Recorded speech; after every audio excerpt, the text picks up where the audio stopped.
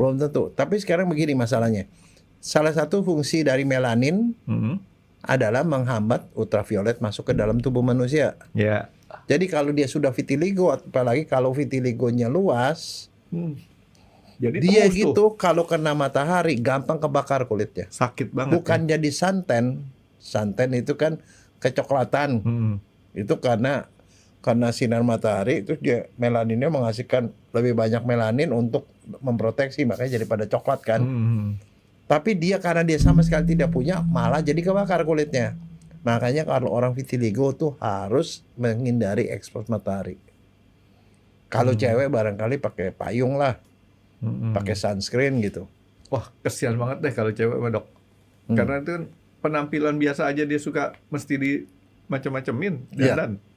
Ya tapi begini Franky. Nah sekarang apa yang terjadi kalau misalnya contoh, kalau di tangan sih mungkin masih bisa ditutupi ya.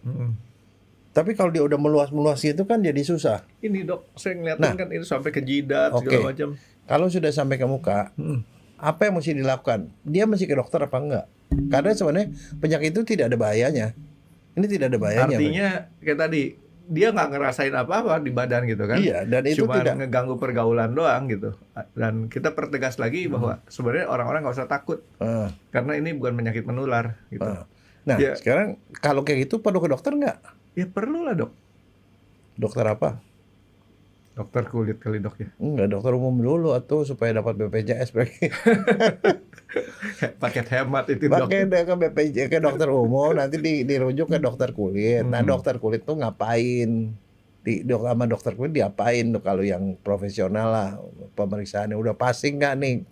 Sebab kalau dibilang vitiligo itu adalah vonis bahwa itu nggak bisa sembuh, Franky.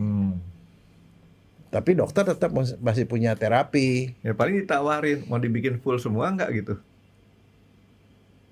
Mau dibikin full semua, jadi diputihin semua, Dok? Enggak, ada satu. Mereka punya pilihan dua. Jadi kalau ke dokter tadi kan biasanya sama dokter ditanya, dilihat. Dokter dengan lihat aja dia udah tahu itu vitiligo. Tapi kadang-kadang sama dia dipakai ultraviolet tadi. Kelihatan, oh udah pasti ini vitiligo. Kalau udah vitiligo dianjurkan sama dia mau diobatin atau mau dibiarin. Nah tuh kok ada kata-kata diobatin, padahal nggak bisa diobatin tadi. Ya nanti dulu. Kalau dia bilang nggak mau diobatin, mau dibiarin, nah masalahnya dia sendiri merasa terganggu nggak dengan penampilan itu. Kalau merasa terganggu, dia bisa melakukan kamuflase. Simak cerita selengkapnya di YouTube channel X Undercover dan jangan lupa di subscribe.